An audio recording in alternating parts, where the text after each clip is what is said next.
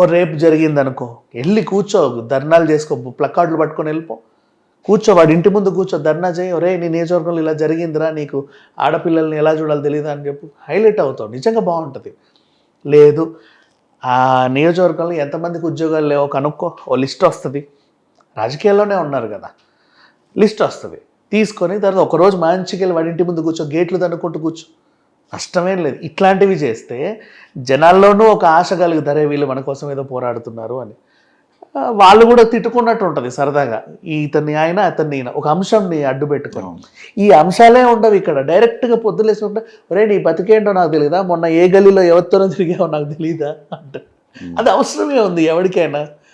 వీళ్ళందరూ ఏమంట, ఓహో ఆయన గల్లీలో దొరికాడంటరా, ఎవరితోనో తిరిగాడంట, ఈడేం తక్కువ కాదులే, ఈడు ఎంతమందితో తిరిగాడో మాకు తెలుసు, ఈడు వాడితో తిరిగితే ఏంటి, వీళ్ళతో తిరిగితే ఏంటి, ఈ తిరుగుడులు ఎవడికి కావాలి?